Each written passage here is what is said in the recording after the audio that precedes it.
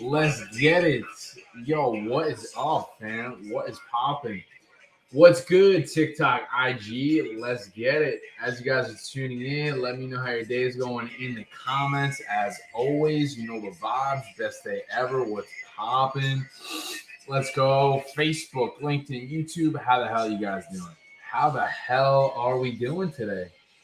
Let's get it. All right. So I'm not gonna waste any time. I'm going to hop right into it, and then we'll do a Q&A after the podcast episode. So, with that being said, let's get started in 3, 2, 1. What is going on, squad? Welcome back to another episode of the Shift Your Mind, Change Your Life podcast. It's your boy, Coach Al. Let's get it. I'm super excited. So today I'm coming at you guys with a tactical episode. What does that mean? So I always come on here, I spit mindset, I talk habits and all that good stuff, which is great.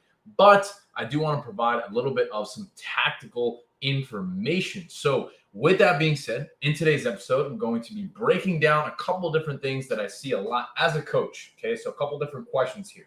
Going to be talking about how often should I be moving? What exercises should I be focusing on? Which movements, reps, rest times, all that good stuff. Frequency, training to failure. So I'm going to cover that in detail today. So let me ask you guys a question. What are your goals, right? Specifically, right? So I want you guys to think about this as you're listening to me, right?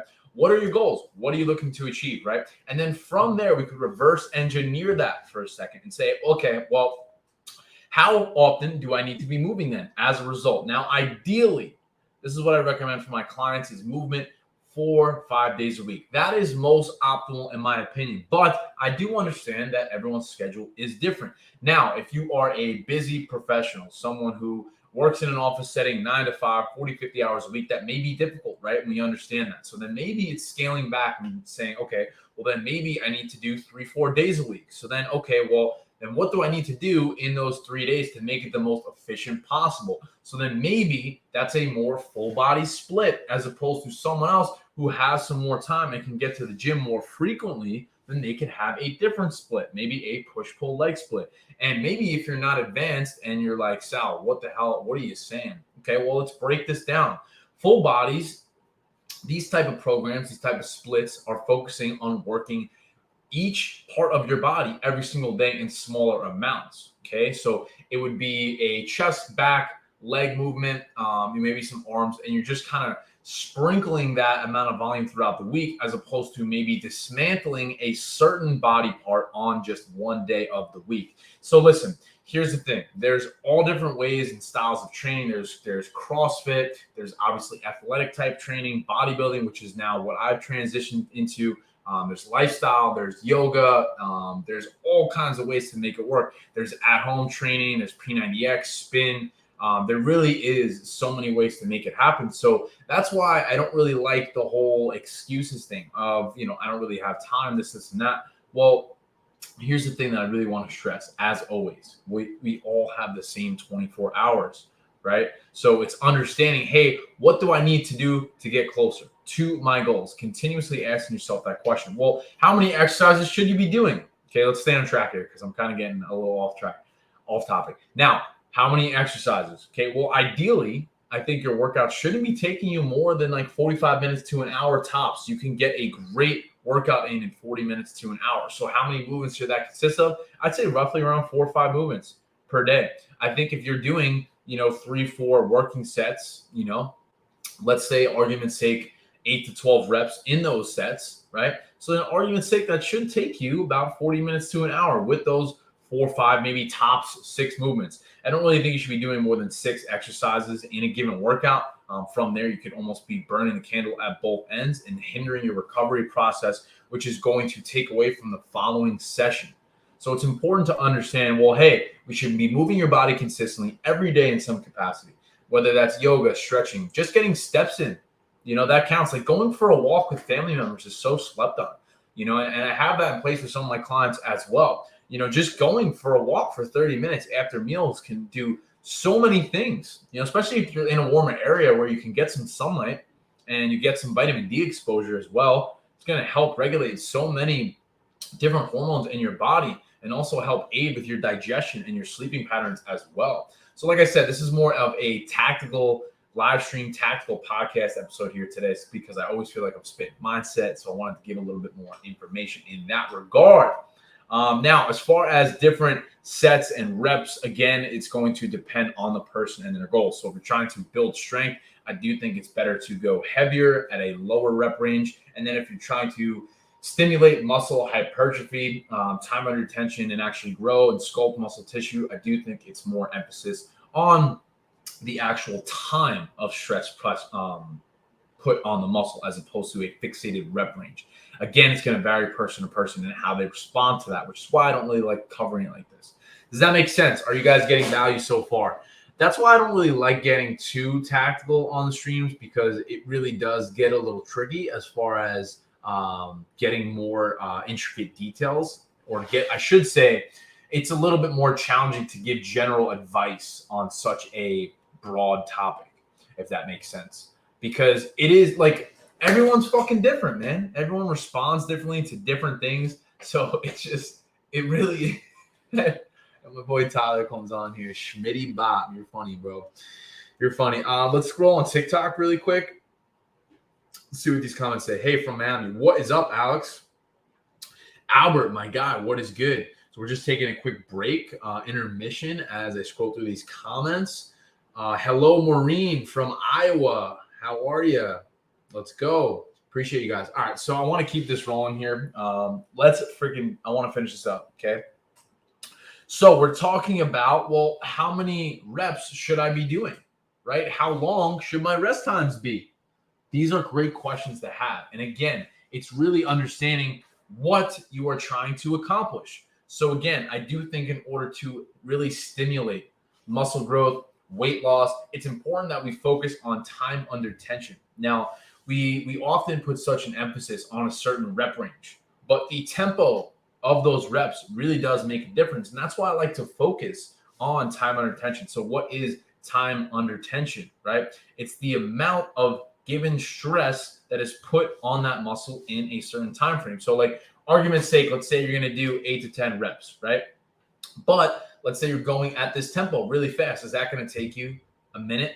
Probably not, right? And that's why I'm saying sometimes it's more beneficial to focus on the amount of time that you're putting your body and muscles under stress. So let's take the bicep curl, for example. You're controlling it on the way down. The tempo at which you move that weight is also going to correlate with the amount of time that you're putting that muscle under stress, right? It's an interesting perspective to think about. So let's come at it from that point of view then, right? Let's not get so fixated, well, I need to do 8 to 10 reps. Maybe switch it up, right? Especially if you may be at a plateau as well, right? If you're continuously doing the same things, you're going to get the same result. I'm going to say that again. If you're constantly making the same decisions, you will get the same result. So, then you're saying, well, hey, Sal, what do I need to do in order to change that, right? Switch it up.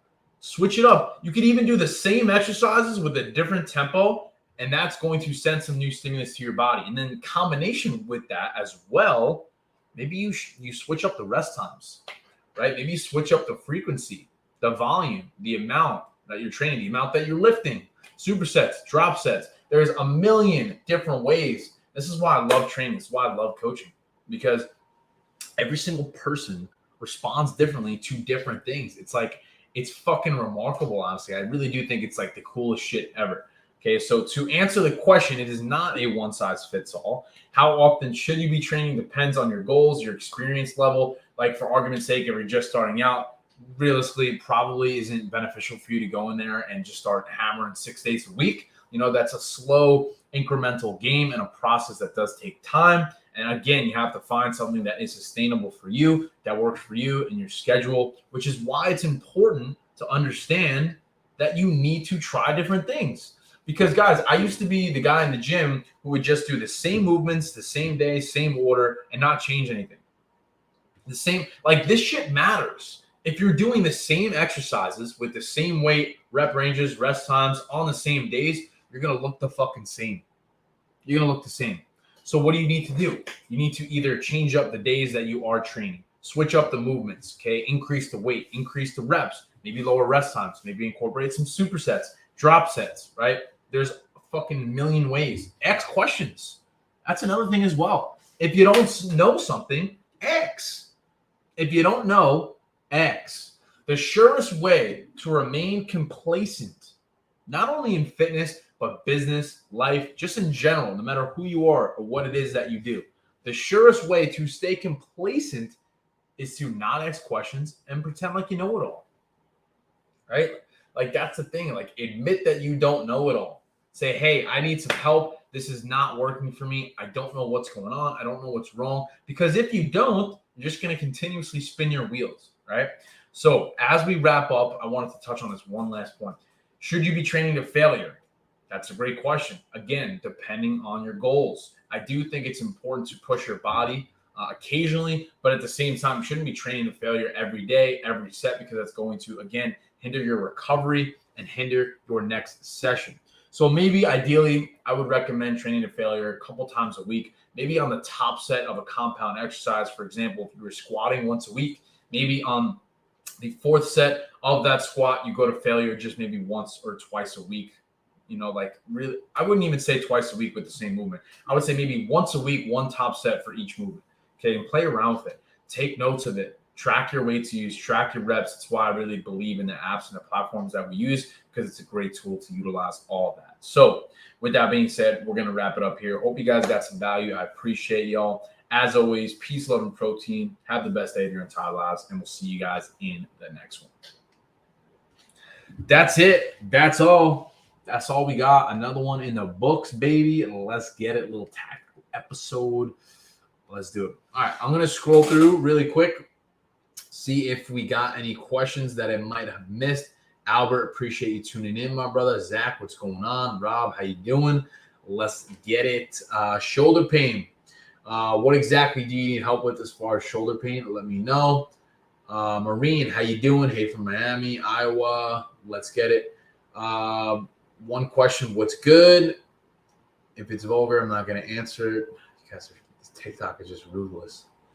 Ruthless. I'm going to scroll through really quick. Yes, just TikTok, something else. So I appreciate you guys tuning in. Thank you for your time. Hope you got some value. See you guys in the next one. Peace, love, and protein.